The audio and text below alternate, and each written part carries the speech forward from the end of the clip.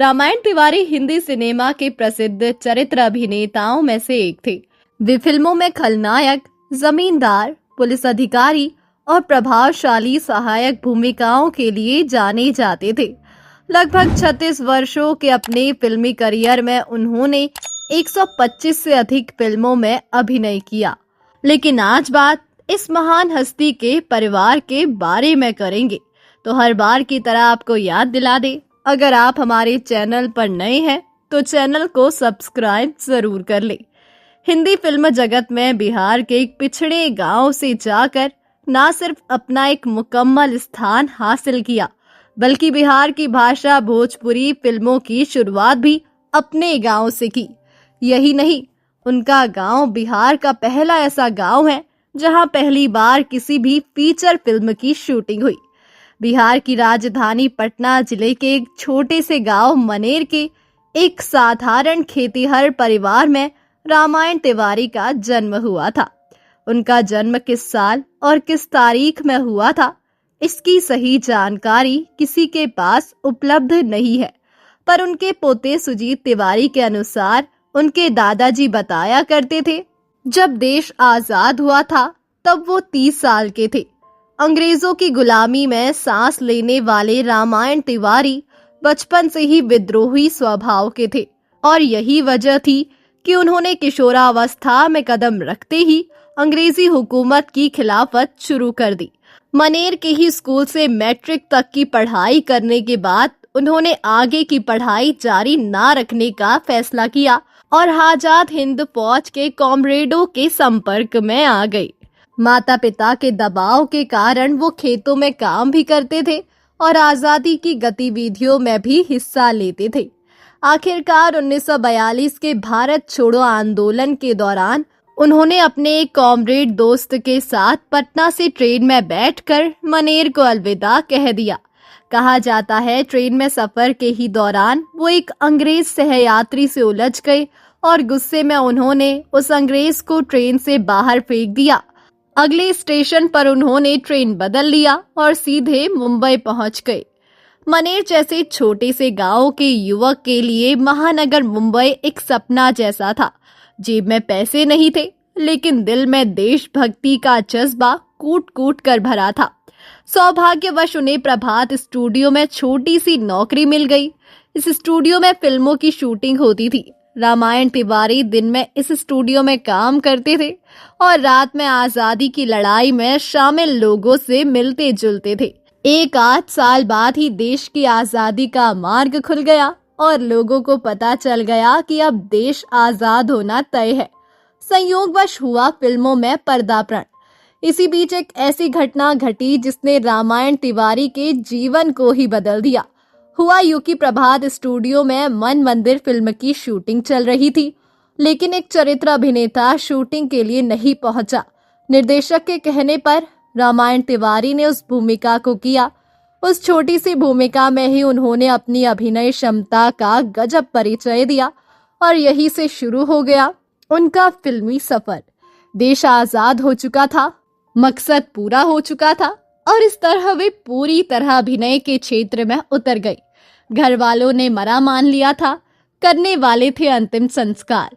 क्योंकि वो घर से बिना किसी को कुछ बताए भाग कर आए थे, इसीलिए घर से नाता बिल्कुल ही टूटा था। लेकिन रामायण तिवारी को उनका गांव, उनका परिवार बहुत याद आता था। इधर 8-10 साल बाद उनके घर वालों ने उन्हें मरा मान लिया और रीति रिवाज के अनुसार अंतिम संस्कार करने का फैसला किया। लेकिन इसी बीच एक दिन मनेर के किसी युवक ने किसी फिल्म में रामायण तिवारी को देखा। मनेर तक ये बात पहुंची तो पूरा गांव उस फिल्म को देखने के लिए उमड़ पड़ा। रामायण तिवारी के घर वालों की खुशी का ठिकाना नहीं रहा। इस बीच अचानक रामायण तिवारी अपने गांव लौटे। कुछ दिन गांव में रहने के बाद उन्होंने फिर से मुंबई की ओर रुख किया।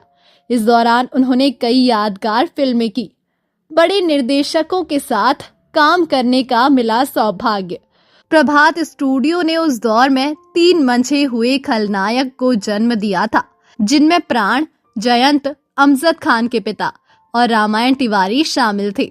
रामायण तिवारी ने उस दौर के सभी बड़े निर्देशकों जैसे विमल रॉय, सोहराब मोदी के साथ साथ राज कपूर के निर्देशन में भी काम करने का सौभाग्य पाया। उनकी चर्चित फिल्मों में यहूदी, नीलकमल, जिस देश में गंगा बहती है, पत्थर के सनम, पोस्ट बॉक्स 999, गोपी, दुश्मन, महाभारत, मधुमती, 2 बीघा जमीन इत्यादि शामिल है। अपने 36 वर्ष के फिल्मी सफर में उन्होंने लगभग 125 फिल्मों में अभिनय किया। स्वतंत्रता सेनानी रामायण तिवारी फिल्म जगत में अपने उपनाम तिवारी के नाम से मशहूर थे। यहाँ तक कि फिल्मी पर्दे पर भी उनका नाम तिवारी ही लिख के आता था। देशभक्त रामायण तिवारी अपने दौर के बिहार के राजनेताओं के बीच भी काफी मशहूर थे। यहाँ तक कि जयप्रकाश नारायण जब भी मुंबई आते थे, उनके सायन स्थित आवास पर अवश्य जाते थे। कैंसर पीड़ितों की करते थे मदद। उस जमाने में कैंसर का एकमात्र बड़ा हॉस्पिटल मुंबई में ही था। बिहार से उनके जानने वाले लोग अक्सर इनके नाम की चिट्ठी लिखकर कैंसर पीड़ित परिवार को देते थे। रामायण तिवारी ने कभी किसी को निराश नहीं किया और हर संभव उनकी मदद की। डॉक्टर राजेंद्र प्रसाद की प्रेरणा से हुई भोजपुरी फिल्मों की शुरुआत। तत्कालीन राष्ट्रपति डॉक्टर राजेंद्र प्रसाद का भी आशीर्वाद इन्हें प्राप्त था। दिलचस्प बात तो ये है कि डॉक्टर राजेंद्र प्रसाद ने भोजपुरी की अपनी फिल्म हो, इसकी मंशा सर्वप्रथम इनके पास ही जाहिर की थी। डॉक्टर राजेंद्र प्रसाद उनके प्रेरणा स्रोत रहे थे। उनकी बातों ने रामायण तिवारी को काफी प्रभावित किया, क्योंकि बिहार की भाषा में फिल्म निर्माण की बात हुई थी। साथ ही वे प्रसिद्ध मराठी फिल्मकार वी शांताराम के क्रियाकलाप और अपनी भाषा मराठी के प्रति प्रेम से उनके कायल थे। अब उनके दिमाग में बस एक ही धुन सवार थी, भोजपुरी फिल्म का निर्माण।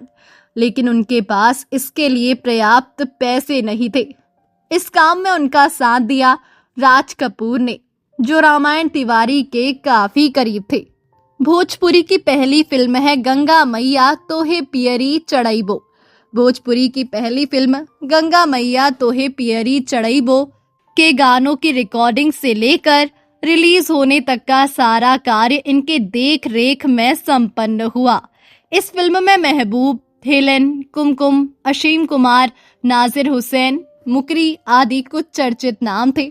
फिल्म की शूटिंग इनके ही गांव मनेर में हुई और सारे कलाकार उनके ही घर पर ठहरे थे। इस फिल्म के निर्माण के तुरंत बाद ही रामायण तिवारी ने बतौर निर्माता निर्देशक एक और भोजपुरी फिल्म लागी नहीं छूटे रामा के निर्माण का कार्य शुरू किया। इस फिल्म में भी लता मंगेशकर ने अपनी आवाज दी थी। चित्रगुप्त का संगीत था और कलाकार भी वही थे। उनकी सोच सफल हुई और फिल्म का निर्माण हुआ। ये फिल्म बहुत ही कामयाब और सुपरहिट रही। तभी आज तक भारत में तथा भोजपुरी बोलने वाले विश्व भर में रह रहे लोगों भर में, विशेषकर मॉरिशस और अन्य देशों में इसकी काफी मांग है। फिल्म ताजमहल के साथ रिलीज की अपनी फिल्म रही सुपरहिट। दिलचस्प बात यह है कि जिस दिन लागी नाही छूटे रामा रिलीज होने वाली थी, उसी दिन उठा दौर के सुपरस्टार प्रदीप कुमार की फिल्म ताजमहल रिलीज हो रही थी। सबने मना किया, पर रामायण तिवारी को अपनी फिल्म और चंद भोंपुरिया दर्शकों पर पूरा भरोसा था। फिल्म रिलीज हुई और फिल्म ने बिहार में ताजमहल से भी अधिक का व्यवसाय किया। इस फिल्म ने ही भोजपुरी फिल्मों को भारतीय फिल्म उद्योग की मुख्य धारा में लाने का गौरव हासिल किया। ये सिर्फ दूरदर्शी रामायण तिवारी की इच्छा शक्ति थी, जिसने जनता के लिए भोजपुरी फिल्म उद्योग का निर्माण किया। इसमें कोई आश्चर्य नहीं है कि आज तेलुगु, तमिल और हिंदी फिल्मों के बाद भोजपुरी फिल्में सबसे अधिक भारतीय दर्शकों द्वारा देखी जाती है। मनेर में हुई हिंदी फिल्म धरती कहे पुकार के की पूरी शूटिंग, रामायण तिवारी का कदम यही नहीं रुका। उन्होंने मनेर की उस भूमि को उस दौर के सुपरस्टार जितेंद्र और नंदा से परिचय करवाया और हिंदी फिल्म धरती कहे पुकार के की पूरी शूटिंग मनेर में करवाई। ये रामायण तिवारी की उपलब्धि ही कही जाएगी कि शिवसेना प्रमुख बाल ठाकरे की आत्मकथा बाल ठाकरे एंड थे राइज ऑफ शिवसेना के पेज नंबर 55 पर फिल्म जगत के एक प्रसंग पर लेखक वैभव पुरंदरे ने रामायण तिवारी का जिक्र किया है। विरासत को संभाल रही तीसरी पीढ़ी। हिंदी और भोजपुरी फिल्म के इस प्रतिष्ठित व्यक्तित्व, भोजपुरी फिल्मों के जन्मदाता और बिहार के पहले फिल्मी कलाकार का 9 मार्च 1980 को मुंबई में निधन हो गया था तथा अपने पीछे एक विरासत छोड़ गए जिसकी आने वाले समय में बराबरी नहीं की जा सकती है। आज उनकी तीसरी पीढ़ी भोजपुरी फिल्म जगत में सक्रिय है। उनके पुत्र स्वर्गीय भूषण तिवारी ने अभिनय के क्षेत्र में अपनी अलग पहचान बनाई और अब उनके पौत्र सुजीत तिवारी की गिनती भोजपुरी के बड़े निर्माता और फाइनेंसर के रूप में होती है। आपको बता दें, पुराने फिल्मों के कालू दादा के नाम से मशहूर जिनका असल नाम था, इनका भूषण तिवारी था। इनके पिता रामायण तिवारी भी चरित्र कलाकार थे और बहुत मशहूर भी थे, वो भी अपने समय में। उनके बारे में कहा जाता है कि वो बिहार के पहले एक्टर थे जिन्होंने बॉलीवुड फिल्मों में काम करना शुरू किया था।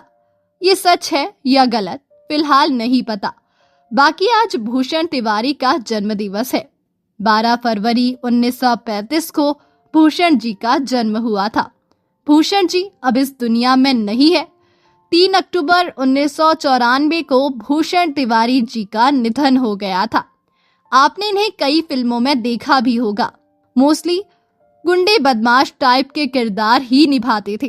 कुछ भूतिया फिल्मों में भी इन्होंने काम किया था और सबसे बड़ी बात, द फॉर पेविलियन नामक एक ब्रिटिश टीवी सीरीज में भी भूषण तिवारी जी ने काम किया था। उस सीरीज में इनके किरदार का नाम मणिलाल था। तो दोस्तों, अभी के लिए बस इतना ही। मिलते हैं अगले वीडियो में। तब तक आप अपना ध्यान रखिए। Bye bye.